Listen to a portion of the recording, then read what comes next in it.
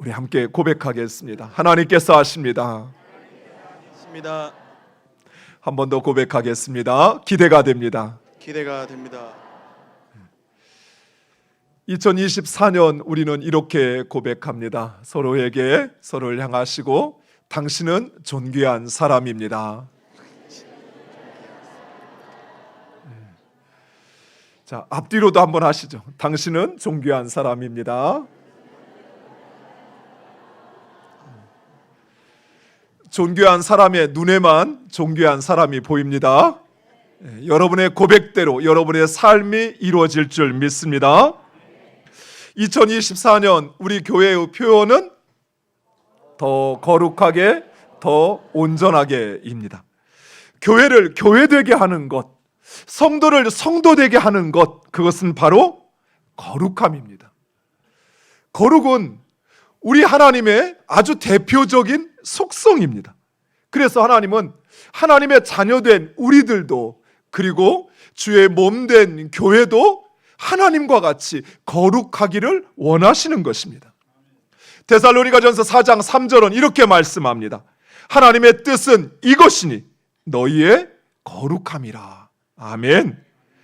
하나님께서 원하시는 것, 그것은 일을 잘하는 것도 멋진 예배당을 세우는 것도 아닙니다. 하나님은 하나님과 같이 우리가 거룩하기를 원하시는 것입니다.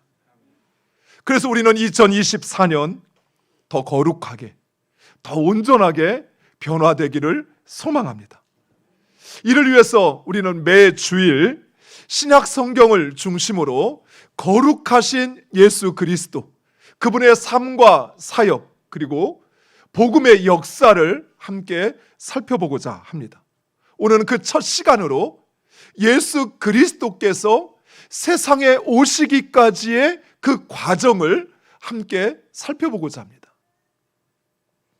구약 성경은 예수님의 모형이라 할 수 있습니다. 실제로 구약에 등장하는 그 모든 인물과 사건은 바로 그 예수님과 예수님의 삶을 증거하고 있습니다. 대표적으로 멜기세덱은 대제사장이신 예수님을 보여줍니다.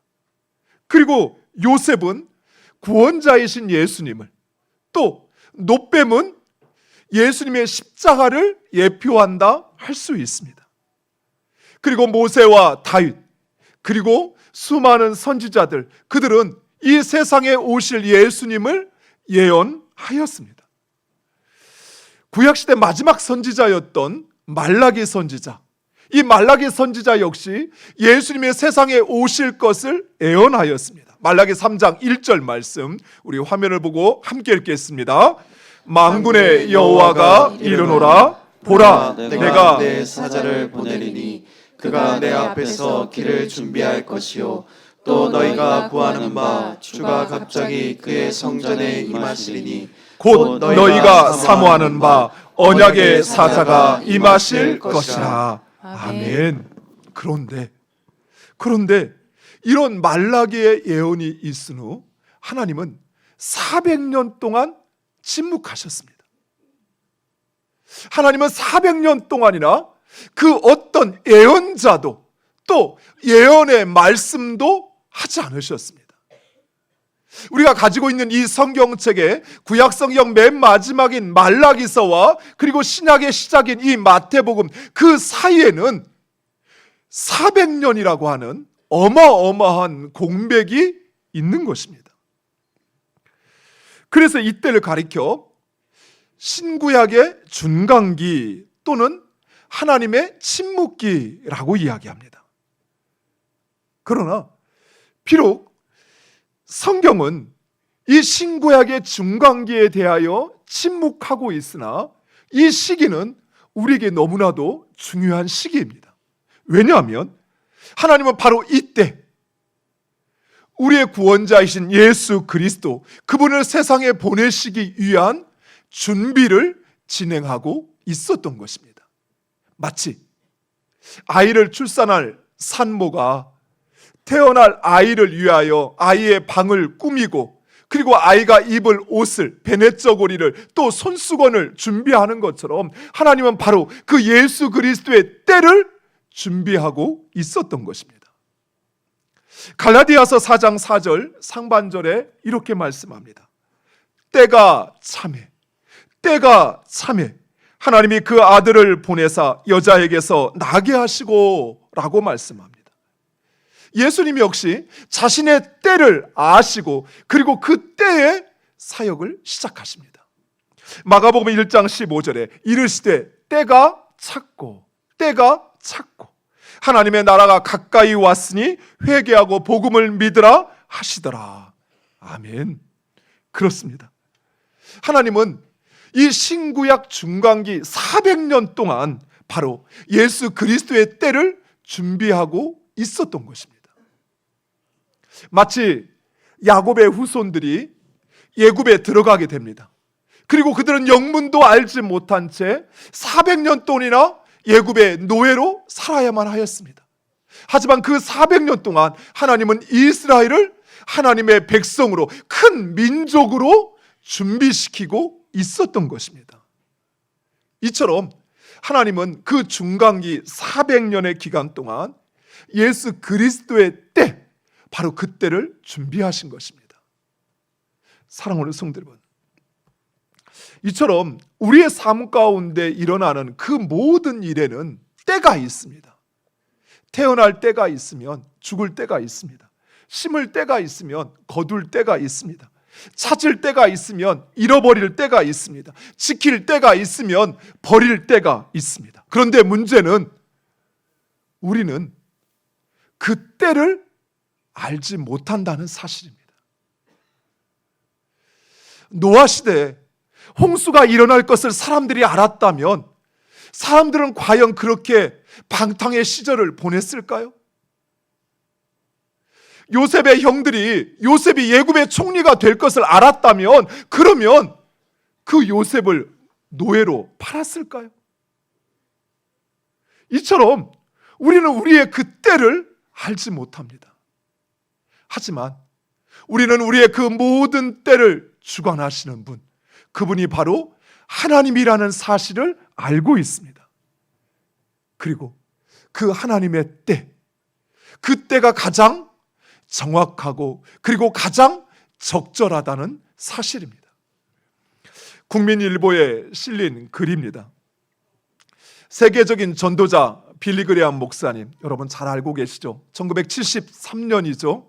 우리나라 여의도에서 300만이 넘는 사람들이 그 여의도에 모여서 이 빌리 그레함 목사님의 말씀에 귀를 기울이고 그리고 그 자리에서 놀라운 부흥의 역사가 일어났었습니다.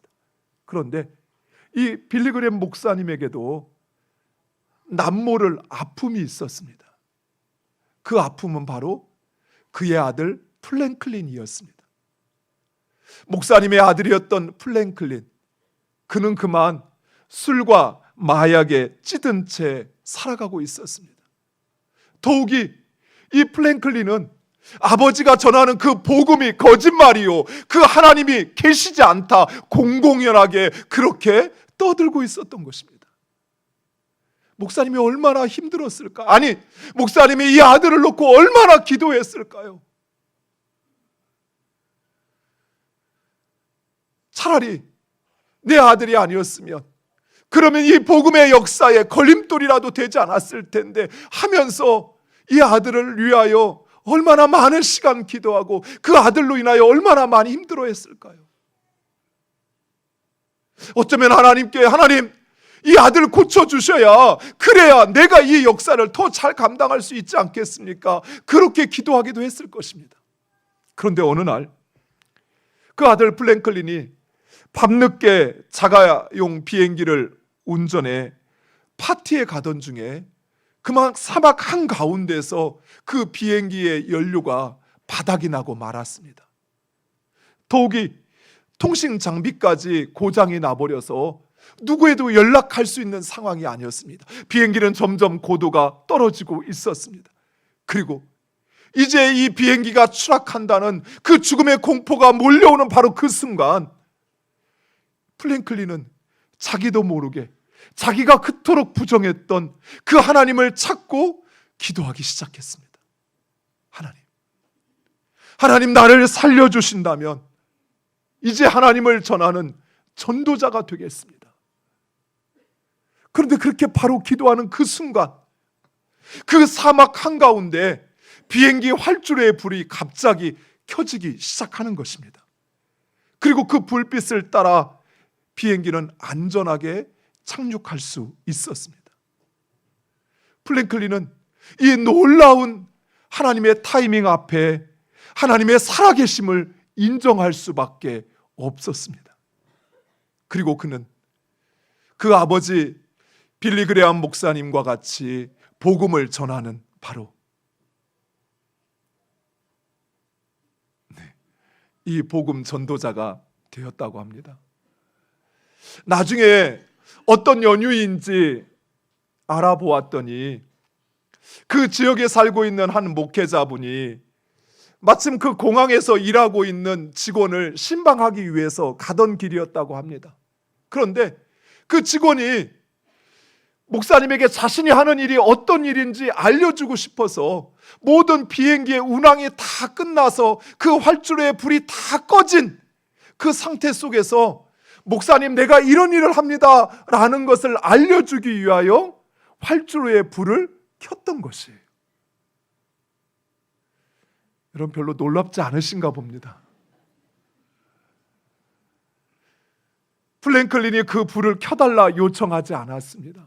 나 지금 SOS를 치면서 빨리 불을 켜줘야 내 비행기가 착륙할 수 있다 그렇게 말하지 않았습니다. 어느 누구도 그 비행기가 추락한다는 사실을 알지 못했습니다. 공항 직원 역시 알지 못했습니다. 하나님께서 그 모든 것을 준비하시고 예비하시고 그리고 가장 정확한 때, 가장 적절한 때 하나님 일하신 것입니다. 이처럼 우리 하나님의 때가 가장 정확하고 가장 확실합니다. 그래서 우리는 오직 그 하나님의 말씀을 붙잡고 하나님의 때를 기다려야 하는 것입니다. 물론 하나님의 때를 기다린다는 것은 결코 쉽지 않습니다. 왜냐하면 대부분의 경우 우리의 때와 하나님의 때는 다릅니다. 그렇죠.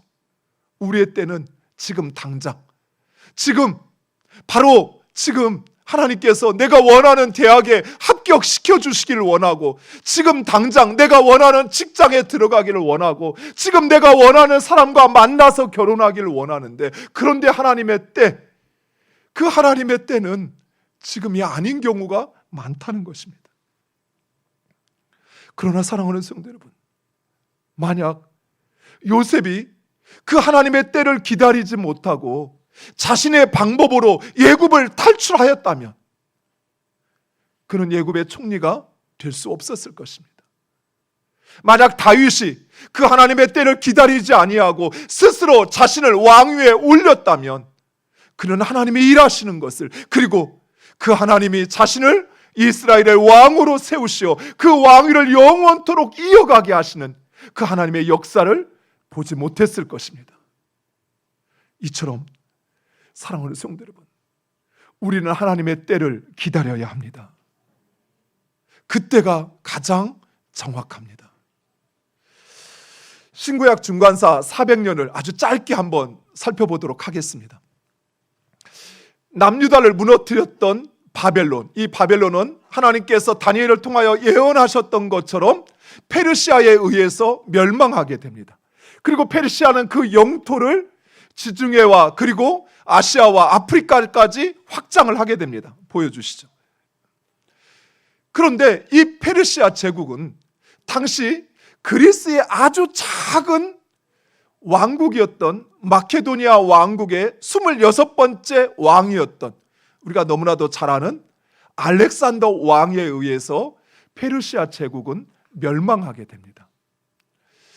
20살 약관의 나이에 이 마케도니아 왕국의 왕이 되었던 이 알렉산더는 우리가 잘 아는 아리스토텔레스라고 하는 사람을 통해서 배움을 받게 됩니다. 그리고 그는 천성적으로 아주 전쟁에 능한 사람이었습니다. 그래서 20살 때 왕이 되어 30년 만에 당시 세계 지중해 전역을 제패하고 그 영토를 자신의 수하에 놓게 됩니다.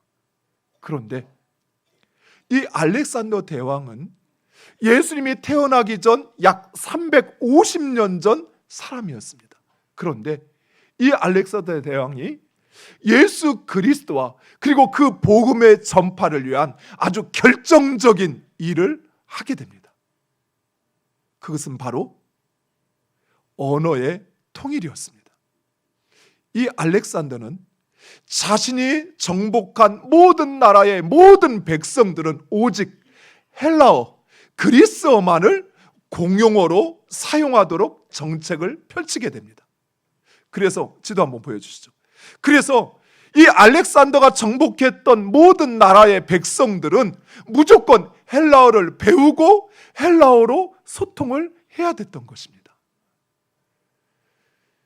이것은 곧 이후에 예수 그리스도의 복음이 이 헬라어를 통해서 이 헬라어를 사용하는 모든 지역에 그처럼 급속하게 퍼져나가고 전하여질 수 있는 바로 그 토대가 되었던 것입니다.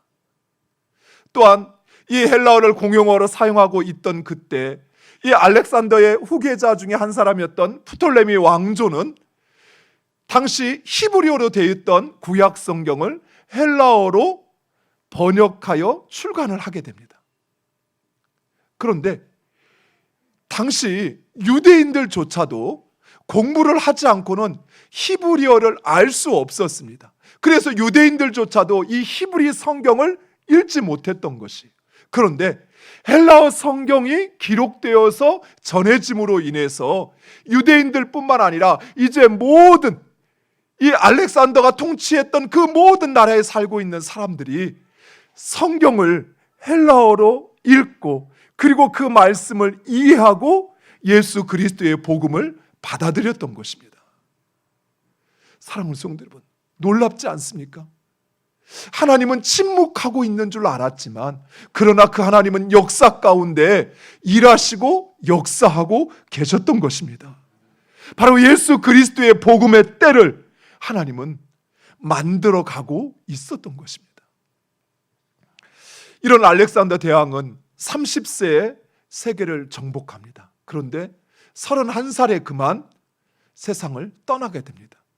알렉산더 대왕이 죽자 그의 부하 장수였던 많은 장군들이 알렉산더 대왕이 통치했던 그 나라를 4분 5열하여 나눠 가지고 싸우기 시작합니다.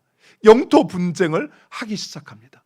바로 이때 저 이탈리아 반도의 아주 작은 도시 국가였던 로마 공화정, 그때만 해도 제국이 아니었습니다.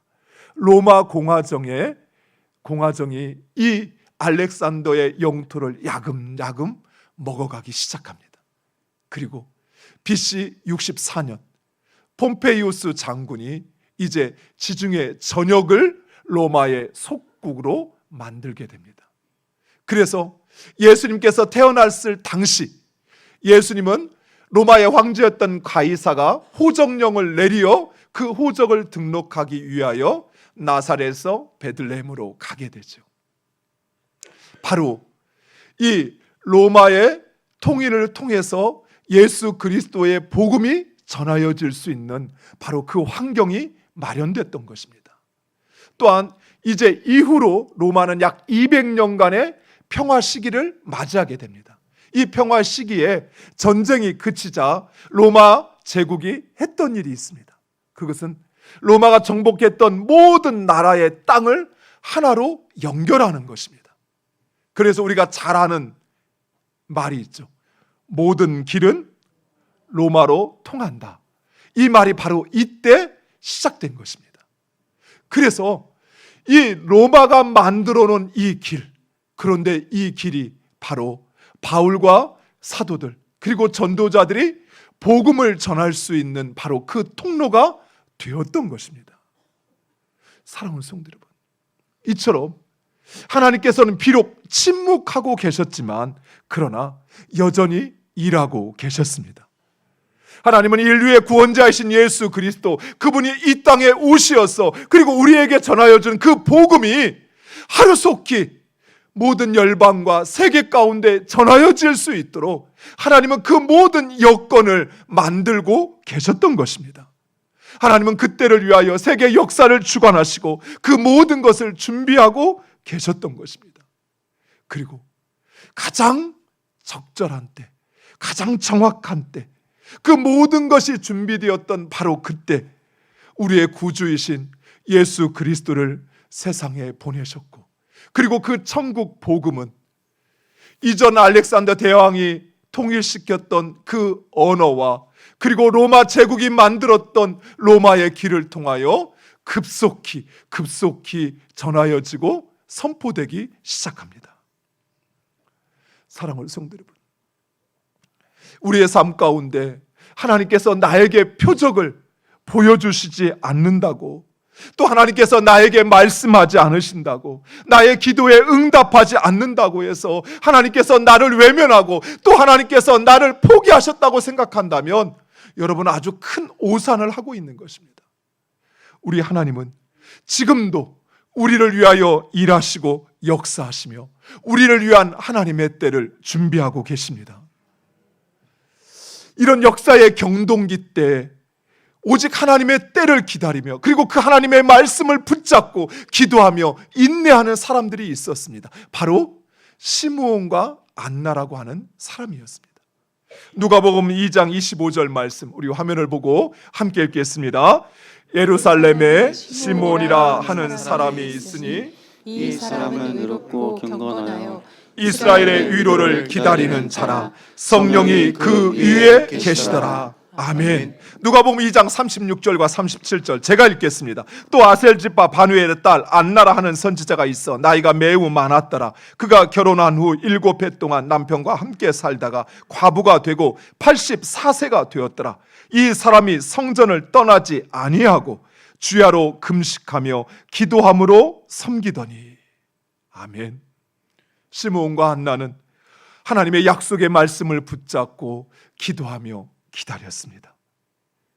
비록 400년 동안 하나님은 그 어떤 예언자도 보내어 말씀하지 않으셨지만, 메시아가 올 그 어떤 기미도 보이지 않았지만, 모든 사람들이 희망을 포기하고 절망 가운데 빠져 있었지만 시므온과 안나는 오직 하나님의 약속의 말씀을 붙잡고 기도하며 기다리고 있었던 것입니다.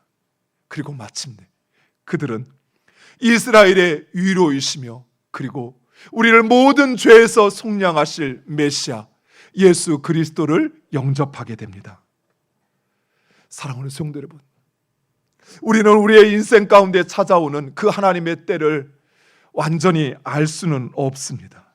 그러나 분명한 사실, 그 사실은 우리의 삶의 때는 오직 하나님의 손에 있다는 사실입니다. 그리고 그 하나님의 말씀은 반드시 이루어진다는 사실입니다. 그리고 하나님은 그 말씀에 순종하는 자들, 그 말씀 붙잡고 인내하며 기도하며 기다리는 자들, 하나님은 결코 그들을 외면하지 않으십니다. 하나님의 말씀을 붙잡고 인내하며 기도하는 자들, 그들은 반드시 하나님의 약속이 실현되어지는 것을 보게 될 것입니다. 사랑하는 성도 여러분, 하나님의 약속의 말씀을 붙잡고 기도하며 인내하시기 바랍니다.